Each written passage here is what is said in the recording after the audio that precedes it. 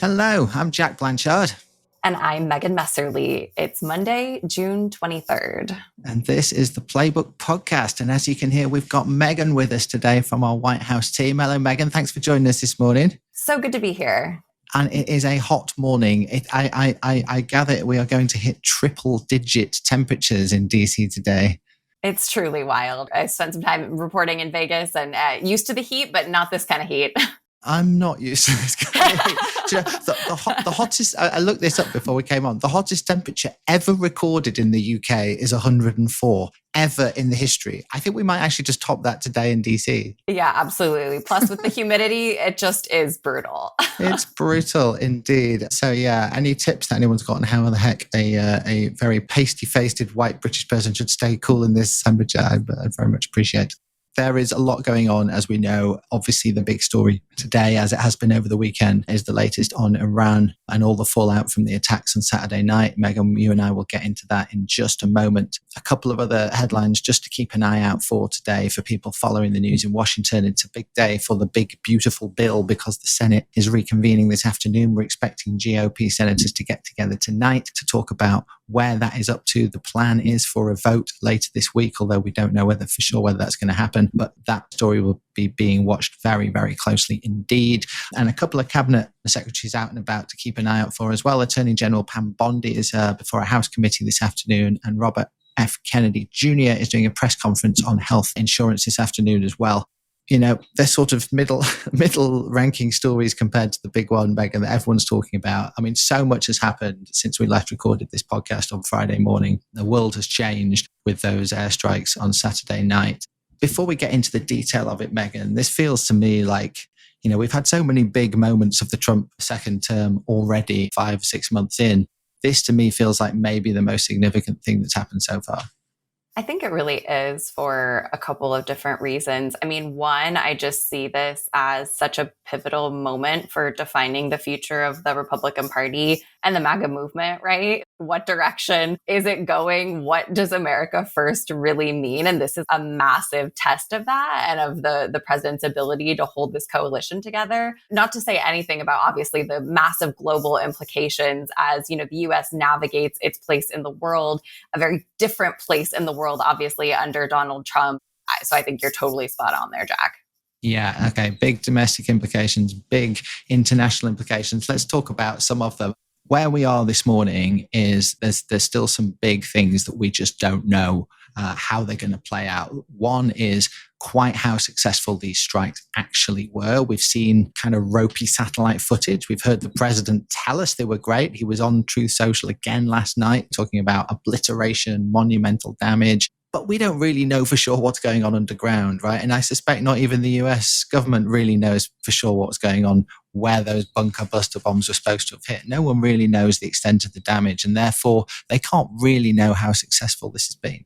Exactly. I think that is one of the challenges, especially for a president who is, of course, always going to declare massive victory after anything he does. It was never going to be a failure on his Truth Social, was it? But obviously, for broader purposes, the U.S. does need to know how successful this was. Obviously, the goal here being to hinder Iran's efforts. And at some point, we will need to know whether or not that was actually successful. Exactly. And there are people with expertise saying that there is a limit to how much you can ever really do with this kind of targeted bombing to cripple a nation's ability to create nuclear weapons, because there's so much you don't know, right? We know about these sites, but that there may be all sorts of other things that have been happening in Iran that people aren't aware of, and there may be capabilities that remain that people don't know about. And so that is why we're starting to hear from some of America's allies around the world that, fine, you've done the bombing, but now it's time for some negotiation, because that is the only way, allowing people in to actually inspect is the only way that we're ever going to know what's really going on inside Iran for as long as we've got a regime like this in charge. It doesn't feel to me like Donald Trump's really in a negotiation frame of mind at the moment, but I think that's where his allies will be pushing him if they can. Absolutely. I would say Donald Trump's always up for a deal, right? If there's anything we know about the man. Mm-hmm. Yeah, true. And of course, Donald Trump is supposed to be off to meet some of these allies this week. He's scheduled to be in The Hague in the Netherlands Tuesday night for dinner with the NATO alliance leaders. And they have a big working session planned on Wednesday. It's the annual NATO conference. I was hearing from someone in the UK saying they didn't think he was going to show up now all this has happened. I don't know. I feel like it's probably going to show up for this, right? I would be incredibly surprised if he doesn't. Yes, there's a lot going on. Yes, we've known historically the president doesn't always love these formal gathering type settings.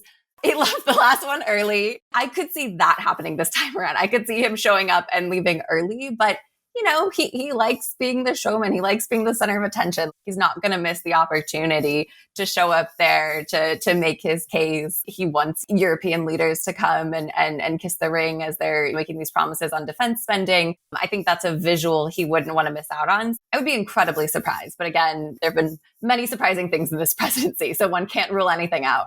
Yeah, and the chance to go before NATO and just boast about the amazing job these B-2 bombers just did. And by the way, it is completely amazing that they were able to fly all that way in one go, refueling in one air, take out these sites. And it is extraordinary what the US Air Force has just done, even if we don't know for sure how successful the bombing raids actually were. The other thing that we just don't know is how Iran is going to react now, right? The big concern had always been that if you did something like this, Iran is a powerful enemy, not as powerful as the United States, but it had many active ways of offering retribution. And what we just don't know is whether they're going to try some sort of retaliation or not. And I guess inside the White House, they must have some sense of apprehension about the next 24, 48 hours, next week or two, that Iran will try and do something big. Absolutely. And I think the sense here is that Iran has to do something. The question, to your point, is exactly how big of a something they do. Do they do something that would be perceived as, retaliatory? Iran obviously needs, for its perspective, a show of strength. It can't let this go unanswered. But there are, steps they could take that would be less dramatic than others, right? They could, there are a lot of concerns about a cyber attack. There's a lot of economic moves that Iran could take. We're already see, those moves to close the Strait of Hormuz, which obviously will have significant implications for oil prices. But those are obviously not military moves, right? The more dramatic move is the U.S. military bases in the Middle East. Could we see an attack there? And I think that's the bigger challenge is, okay, if Iran takes that step, then how does the U.S. respond? And it does become this escalatory situation where things could get really messy really fast versus some sort of retaliatory measure that in some ways would be an off-ramp from this. Absolutely right. And I would just flag a story on NBC yesterday saying that in the days before Trump gave the final order for the attack, Iran sent a private message to the president that it would respond to such a move by unleashing terrorist attacks on US soil carried out by sleeper cells operating inside the country. And they've had 3 different sources saying that had been conveyed to Donald Trump. Now, that kind of thing, a strike on the homeland is sort of another level again, I would argue, even beyond hitting a US military base in the Middle East, which is horrific for people in America, but still quite distant. Absolutely. Yeah. And I think that we would even see more drastic response from the US. And that's really just pouring the most amount of oil on the fire that one could. And this is why, watching the various members of the Trump administration come out on TV, as we all watched them yesterday, saying, no, this is it. We're not at war with Iran. We're at war with I don't know how you have a war with a nuclear program, but that was how J.D. Vance, the vice president, wanted to characterize it.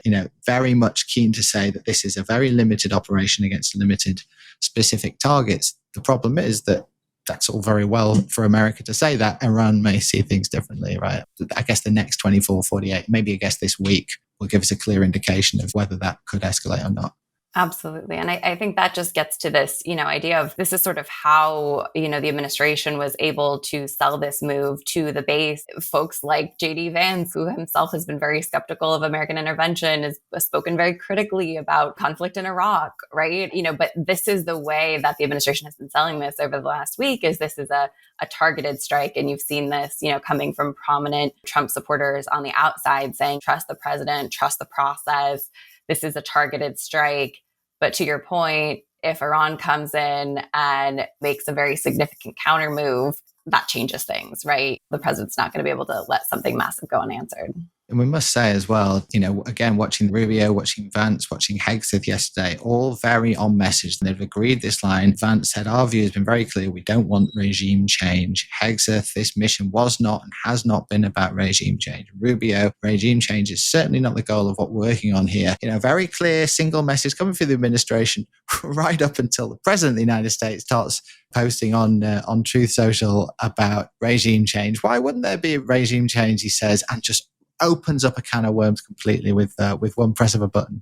Exactly. I mean, this is something I think we've seen, many, many times, not only in this second term, but during the first term as well, during all of his campaigns. The president, doesn't always have the most message discipline. His officials may be on message, but then he may take things a different tack. I was just thinking about how early in the term, there was all this back and forth over Elon Musk and, no, he's, not in charge of anything. And then, the president comes out and says, no, Elon's in charge. That's exactly the kind of, contradictory messages that I think we've seen come out of, this White House, and then the president, coming in and stepping all over that message.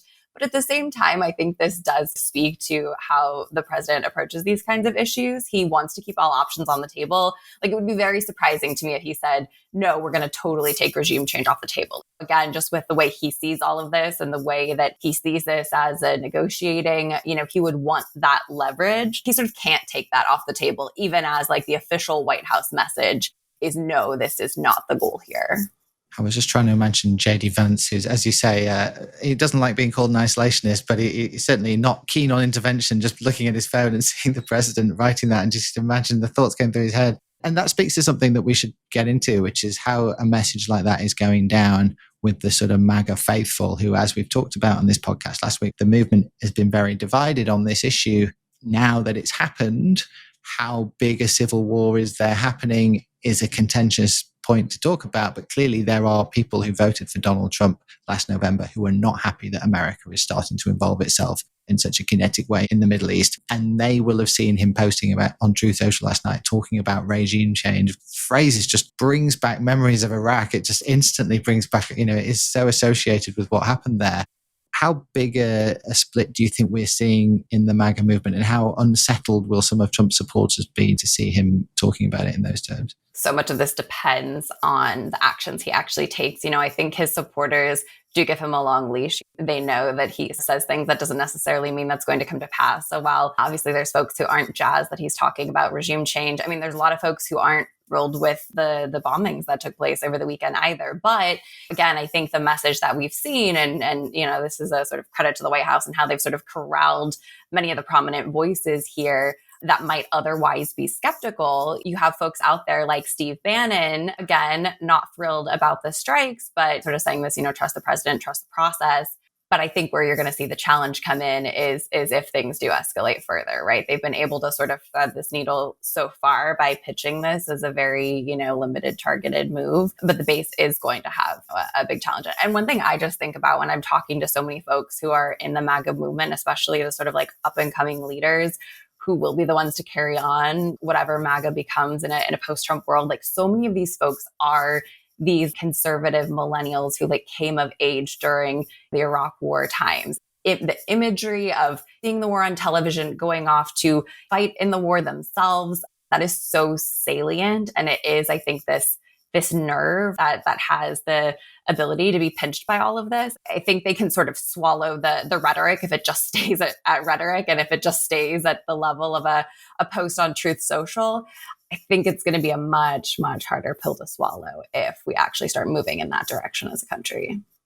The other group we should probably talk about just briefly is Congress, which of course is supposed to have a central role in these sorts of things. This Congress doesn't look like it's going to have any sort of role in pretty much anything, frankly, but certainly not at the moment. We're basically seeing Republican congressmen and women are behind what Trump has done and seem reasonably happy with one or two exceptions. Yeah, there are some prominent voices out there. Congressman Massey, who we know has sort of been a foil to the president, outspoken on a lot of different issues, including the big, beautiful bill. Pretty much every issue. Right? Pretty much every issue.